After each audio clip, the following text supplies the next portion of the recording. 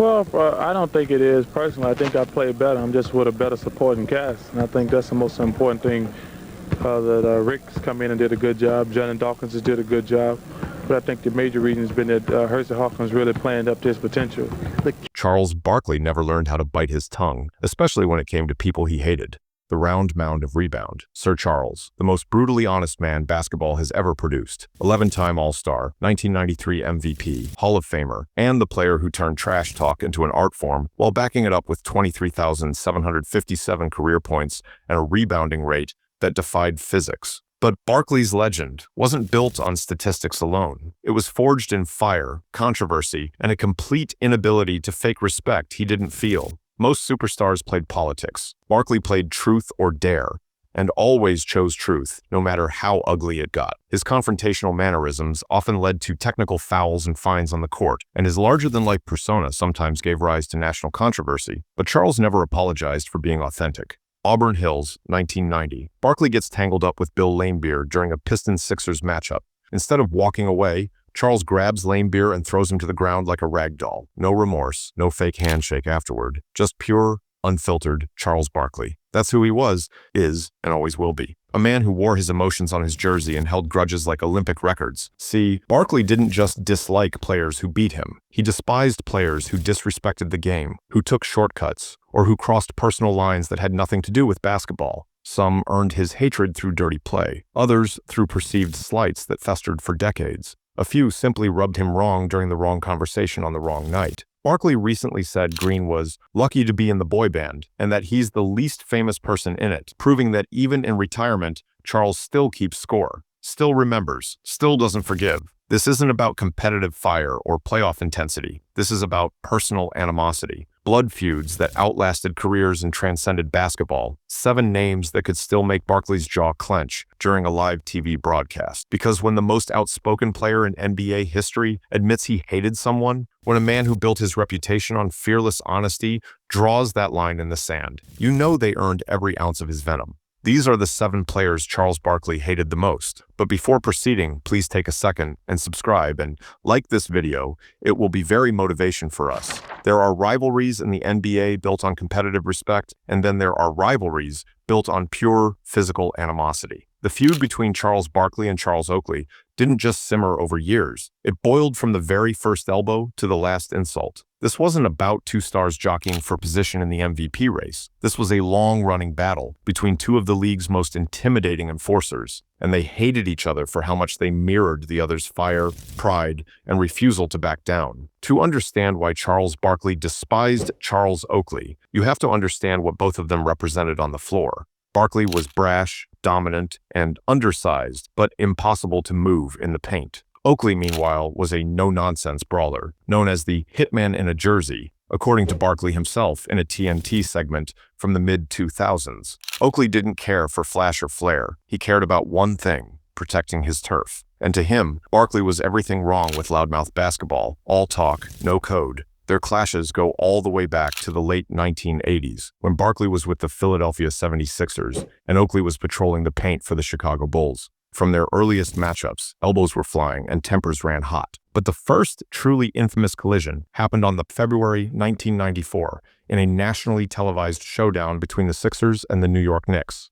Oakley had since joined New York and brought his muscle to Pat Riley's rugged squad. The game took place at Madison Square Garden, and it quickly devolved into chaos. Midway through the second quarter, after a hard rebound battle under the basket, Oakley delivered a vicious forearm to Barkley's chest. Barkley retaliated by shoving Oakley with both arms. Within seconds, both benches cleared. Players had to be restrained, referees were blindsided, and the MSG crowd was on its feet. The brawl resulted in double technicals and fines, but no suspensions. When reporters asked Barkley about the scuffle afterward, he didn't hold back. "Oakley's not a basketball player," Barkley said. "He's a goon. He doesn't try to beat you with skill. He tries to beat you with fists." Oakley, as always, had a different view. "Chuck's all mouth," he told the New York Post days later. "He wants to act tough, but he flops when you touch him. I don't respect that, and that right there, that mutual disdain for how the other carried themselves, fueled their hate for over a decade. Even off the court, the rivalry found its way into NBA lore. In 1994, at an NBA Players Association meeting, Long after their teams had changed and playoff implications faded, Barkley and Oakley nearly came to blows again. Several players in attendance later recalled that Oakley walked up to Barkley and slapped him in the face without warning. It wasn't a joke. It wasn't playful. It was a message. I don't like you. I never have Barkley reportedly had to be held back by union representatives. That wasn't some late career dust-up. It was years of resentment, exploded in a ballroom. What made it more intense was that Barkley never backed down, not once. In his own words, years later on TNT, Barkley said, "I'll admit Oak was a tough guy, but he wasn't better than me, and I wasn't gonna let him punk me. Never did, never would." Their head-to-head numbers tell a story of tension and trench warfare. Between 1985 and 1998, Barkley and Oakley matched up 43 times in the regular season. Barkley averaged 22.1 points and 11.3 rebounds per game in those meetings, while Oakley averaged 8.4 points and 10.2 rebounds. Statistically, Barkley got the better of him, but physically, Oakley made every possession hell. He didn't let Barkley walk into the paint. He shoved, he clawed, he bumped before the ball even arrived. The box score never measured bruises, but Barkley collected his share.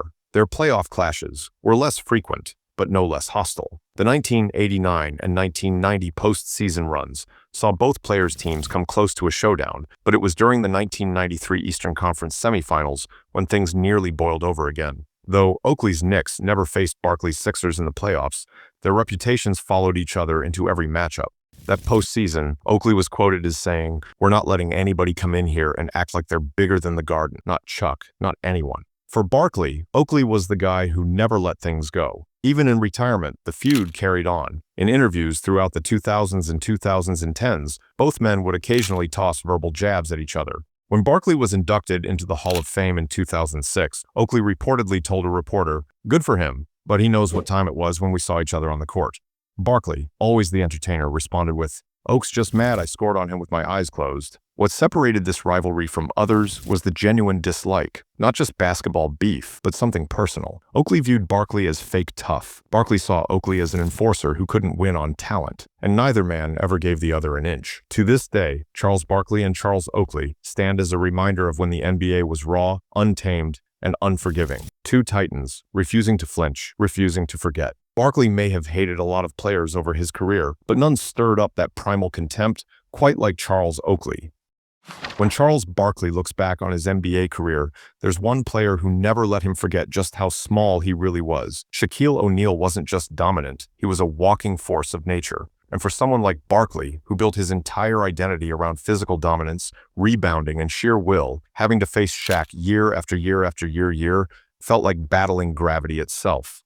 There was respect between the two, sure, but underneath that respect brewed something uglier. Frustration, resentment, and a rivalry that boiled over time and time again. The thing about Shaq and Barkley is that they were cut from different cloths. Barkley was 6'6" on a generous listing, constantly fighting against the belief that he was undersized. He carved out his legacy with grit, angles, positioning, and a motor that never stopped. But Shaq didn't have to overachieve. He was the advantage. 7'1", 325 pounds, with feet as quick as guards, and a body that could wreck game plans in a single possession. Barkley hated that, not just because Shaq made everything look easy, but because he knew how good Shaq could have been if he pushed himself to the edge the way Barkley had to every night just to survive. Their clashes weren't subtle. In fact, they produced one of the most infamous brawls in NBA history. It was November 1999, a nationally televised TNT game between the Houston Rockets and the Los Angeles Lakers. The matchup was heated from the opening tip. Shaq was throwing his weight around in the post, and Barkley was doing what he always did, bodying up, grabbing rebounds, and refusing to be punked. But in the third quarter, things exploded. After Barkley fouled Shaq on a layup attempt, Shaq spun around and shoved Barkley hard. Without hesitation, Barkley turned and whipped the basketball straight at Shaq's head. The ball hit square, and that was it. Shaq lunged forward with a wild punch. Barkley ducked, tackled him to the ground, and the two behemoths crashed to the hardwood as the crowd erupted. Benches cleared. Coaches swarmed. The arena turned into a battleground. Afterward, both players were ejected. The league handed out fines and suspensions. But what really lingered wasn't the punishment. It was the message. Barkley, deep down, resented Shaq, not just for the physical mismatch, but because of how different they were philosophically. Barkley was the guy who left it all on the floor, diving for loose balls, drawing charges, playing through pain. He wanted it more, and he believed Shaq didn't. In interviews over the years, Barkley didn't hide that frustration. He often referred to Shaq as lazy, saying he didn't work on his free throws, didn't come into camp in shape, didn't care about maximizing his talent, and that drove Barkley insane. "If I had Shaq's body," Barkley once said, "I'd have won 10 championships." Shaq, on the other hand, wasn't one to let things slide. He clapped back on television, on social media, and in his own style, loud, confident, and unwilling to back down. Their feud spilled onto the TNT set during their broadcasting careers. The tension was visible. The jabs were sharp. At times, it felt like the two were seconds away from reigniting that same fight from '99, just in suits instead of jerseys. But here's the thing. Barkley's hatred for Shaq wasn't about dislike in the classic sense. It was deeper than that. It was about wasted potential. Barkley saw in Shaq the player he wished he could have been, a physical monster who could take over the league by simply waking up in the morning. And instead of admiration, it filled him with bitterness, because Barkley had spent his entire career clawing for inches, battling 7-footers, and pushing his body past its limits. Watching Shaq coast, dominate when he wanted to, was infuriating. And the numbers only told half the story. In 19 total matchups, Shaq won 11, Barkley won 8. Shaq averaged 25.8 points and 12.2 rebounds, while Barkley averaged 25.8 points and 12.2 rebounds, 22.7 points, and 11.4 rebounds. The stats were solid on both sides, but physically, Barkley always looked like he was surviving. Shaq looked like he was toying. That's why the resentment lasted even as the suits replaced the jerseys. On the TNT set, the two sparred like it was still the early 2000s. When Shaq dismissed Barkley for never winning a ring, Barkley fired back by questioning Shaq's work ethic. The grins might have been real, but so was the tension. It was never fully settled. Because to Charles Barkley, Shaquille O'Neal was the ultimate contradiction. He was what every power forward feared, and what every grinder like Barkley despised. A man who had it all, but didn't always want it. In Barkley's world, there's nothing worse than wasting greatness. And Shaq, for all his dominance, was the one player Barkley could never forgive for making it look too easy and not doing more.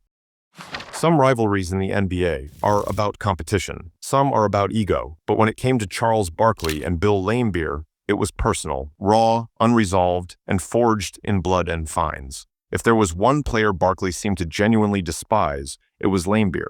Not because he was great, but because Barkley believed he was dangerous, dirty, and enabled. The way Laimbeer played, elbows, flops, baiting, clashed violently with Barkley's philosophy of toughness. And in April 1990, that tension erupted into one of the most infamous brawls in NBA history. The backdrop was classic Eastern Conference, the gritty, bruising Philadelphia 76ers hosting the defending champion Detroit Pistons. Both teams had reputations for physical play, but Laimbeer had become a symbol of something more, a player who Barkley and many others viewed as a provocateur who exploited loopholes in the game to get under opponents' skin. Early in the game, after a collision under the rim, things snapped. Laimbeer threw a shove after contact. Barkley took exception to Laimbeer's box out and retaliated. Punches were thrown, the benches emptied, and chaos took over. The brawl lasted over a minute before referees regained control. The fallout was massive. According to the Los Angeles Times, the NBA fined both teams a combined $162,500,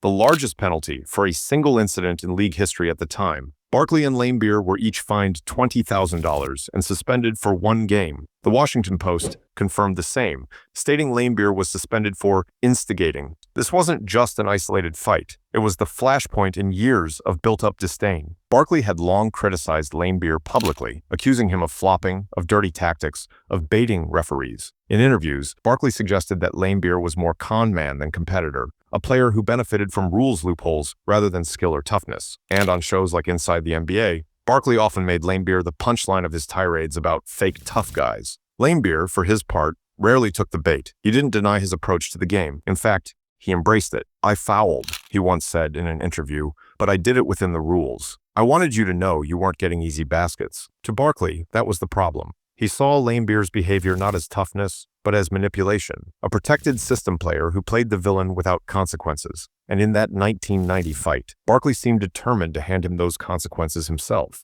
Interestingly, this grudge didn't come from a playoff rivalry. In fact, the Sixers didn't meet the Pistons in the 1990 postseason. Philadelphia was eliminated by the Bulls in the first round, but Barkley and Laimbeer had clashed in countless regular season matchups throughout the late 80s and early 90s, and Barkley's personal animosity toward Detroit's style, and Laimbeer specifically, intensified every time they met. Though exact head-to-head stats between Barkley and Laimbeer vary by source, what stands out isn't the numbers, it's the energy. Barkley often played some of his most physical basketball against the Pistons, determined not to be bullied. In one 1989 game, Barkley had 37 points and 21 rebounds, but no matter how dominant he was, the Pistons usually got the win. That only added fuel to the fire. In the years that followed, the bitterness lingered. Barkley would occasionally bring up Laimbeer in interviews unprovoked. Even decades later, he referred to him as one of the dirtiest players I ever faced, adding in one segment on TNT that he couldn't guard me in his dreams. The NBA might have moved on,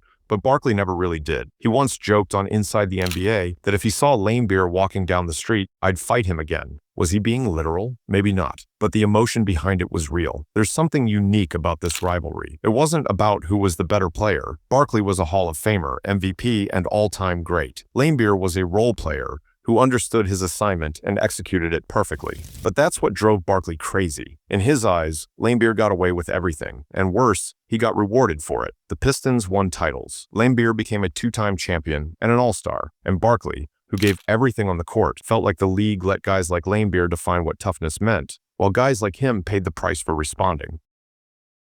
Sometimes the fiercest rivalries don't come from marquee names or historic playoff duels. Sometimes, all it takes is a single moment, a hard foul, a perceived cheap shot, a lack of remorse, for a player to enter Charles Barkley's personal hall of infamy. And for JR Reid, that moment has followed him for decades. The full story of why Barkley disliked JR Reid has never been completely documented. No best-selling memoir lays it all out. There's no TNT reunion episode revisiting the feud. But what we do know is this: Barkley held a grudge, and in his world, that meant something serious happened on the court. The most commonly cited flashpoint came in the early 1990s.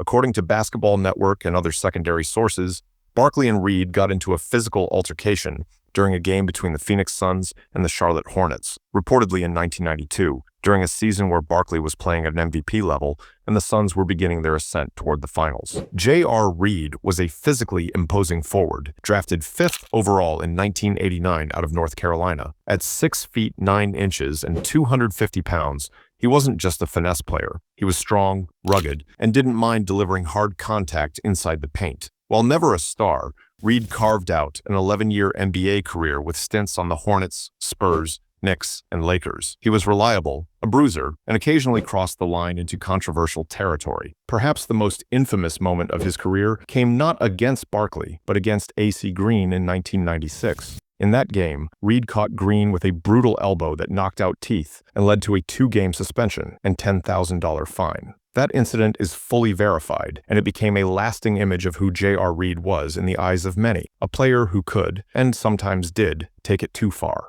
So when Barkley clashed with Reid years earlier, it's easy to believe that even if it didn't result in suspensions or headlines, it left a bitter taste. What adds fuel to the fire is the lack of closure. Barkley, known for confronting his rivals head-on, physically, or on TV, never seemed to make peace with Reid. There are no known apologies, no reconciliations, no joking callbacks. It simply vanished into the shadows of NBA history, except Barkley never forgot it. Over the years, Barkley has referenced cheap shot artists and guys who didn't have to play that way, and many fans believe JR Reid fits into that category. On Inside the NBA, Barkley once mentioned that the only kinds of players he truly couldn't respect were the ones who played dirty without owning it. Whether directly or indirectly, many took that as a jab at players like Reid, guys who weren't stars, but left scars. What's also worth noting is how rare it was for Barkley to hold this kind of animosity for someone who wasn't in his orbit regularly. Reid was not a finals opponent, nor a recurring playoff nemesis. He wasn't an all-NBA rival, and yet Barkley's disdain lingered.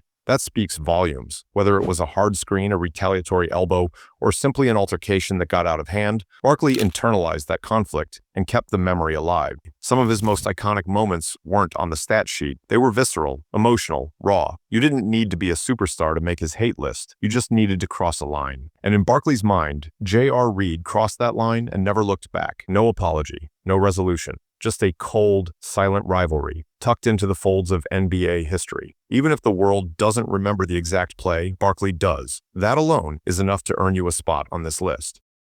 Some rivalries are loud, violent, and dramatic. Others simmer, unspoken, cold, and quietly contemptuous. With Kevin McHale, Barkley's hate wasn't about one punch or a single fight. It was a deep-seated professional resentment, built brick by brick over years of bruising battles with the Boston Celtics, and a personal distaste for a man Barkley saw as both disrespectful and smug.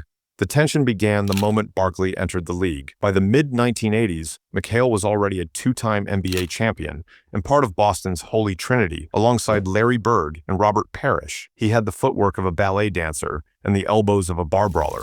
Barkley, meanwhile, had just joined the Sixers, young, cocky, and ready to make a name for himself. Their careers overlapped for nearly a decade, and every matchup between the Celtics and Sixers became another log on the fire. McHale didn't talk trash. He didn't have to. He played hard, dirty if needed, and let his game and his smirks do the talking. And that infuriated Barkley. Charles once described McHale as the most arrogant guy I ever played against. Not because of anything he said, but because of how he carried himself. The cheap shots, the hip checks, the smirks after fouls. Barkley believed McHale used every trick in the book and rarely paid the price. In a 2014 interview, Barkley didn't hold back. I hated playing against McHale. He'd hit you in the ribs and then act like he didn't do anything. He had that smug look on his face like, what? Me? He was sneaky dirty. That's coming from Charles Barkley, a man who once threw a guy through a bar window. So when Barkley calls you dirty, it says something. Their most brutal clashes came in the late 80s, especially during the 1987 and 1988 regular seasons, when the Sixers were trying to remain contenders while Boston was still an Eastern Conference powerhouse. McHale was averaging nearly 22 points and 9 rebounds in those years,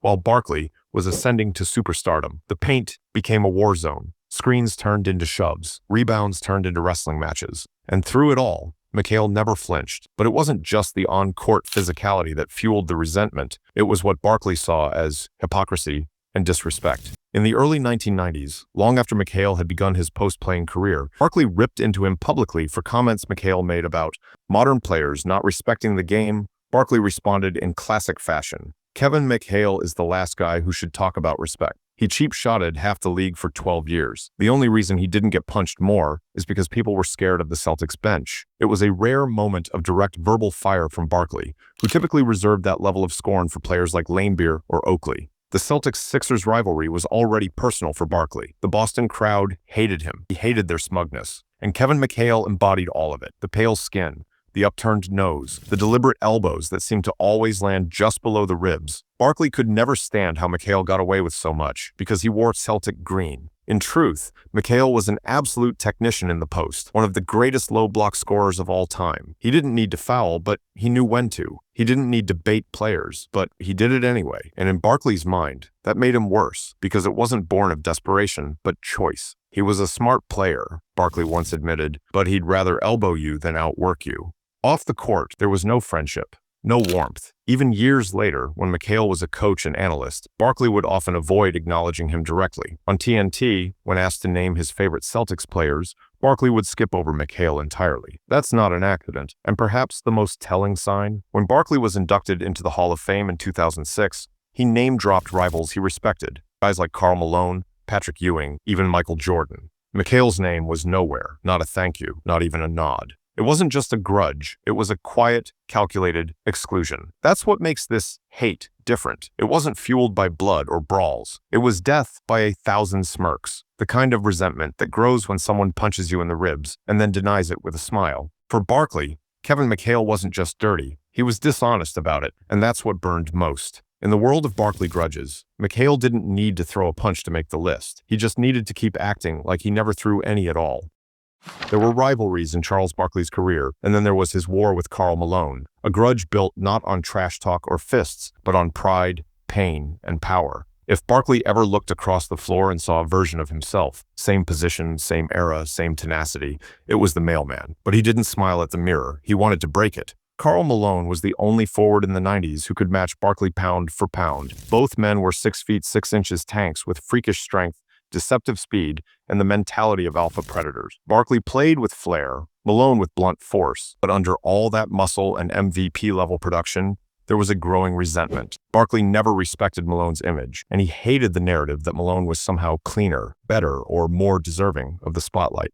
It started early. When Barkley was still trying to claw the Sixers out of mediocrity in the late 80s, Malone was already being positioned as the model of consistency. Night after night, He posted 25 and 10 like clockwork. But Barkley didn't trust the numbers. He saw a system in Utah built around Malone, spoon-fed by John Stockton, protected by Jerry Sloan's rigid schemes. To Chuck, Malone was the beneficiary, a product, and worse, the NBA's golden child, someone who never got the media heat Barkley did for being brash, loud, or honest. Their battles on the court were heavyweight collisions. In 41 career matchups, Malone had the edge, 25 wins to Barkley's 16. But the box scores tell a deeper story. Barkley averaged 23.8 points and 11.5 rebounds in those games. Malone answered with 25.4 and 10.7. Every rebound was a car crash. Every possession in the post was a war of leverage. Their elbows didn't graze, they connected. One of their most infamous collisions came in the 1997 Western Conference semifinals, Barkley's Houston Rockets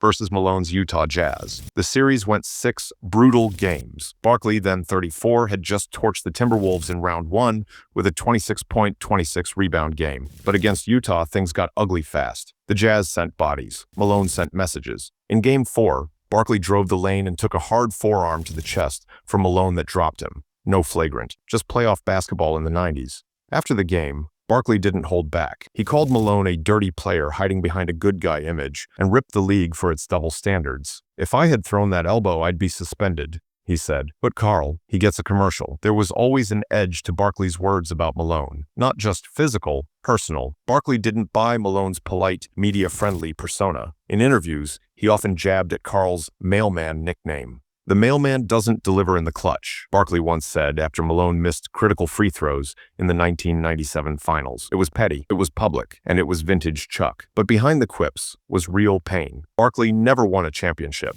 and twice, in 1997 and again in 1998, Malone's Jazz came closer than he ever did. That stung. Malone was a 2-time MVP. Barkley was a 1-time MVP in 1993, the year he lost to Jordan in the finals. But Chuck believed that if he had Stockton feeding him 10 assists a night, and if he didn't have to carry disorganized franchises in Philly and Phoenix, the story would be different. Malone was praised for his numbers. Barkley wanted people to look at context. Their relationship off the court never warmed. Barkley often included Malone when naming the players he respected least, not because of talent, but because of what he saw as hypocrisy. "He acts like he's a choir boy," Barkley once said, "but you watch the tape. Karl throws more elbows than anyone. He just smiles after." The dislike only deepened during their brief time as Olympic teammates. On the 1992 Dream Team, Barkley was the emotional spark. Malone was more reserved. There was no direct blow-up, but those who were around say Barkley's jokes often included jabs at Malone's passive-aggressive demeanor. Chuck wanted authenticity. He never saw that in Karl. Even years later on TNT, Barkley never softened his stance. When asked about Malone's legacy, he would give credit. Great scorer, great rebounder, but always with a backhanded twist. "He never scared me," he said. "I never looked at Karl and thought, damn, how are we going to stop him?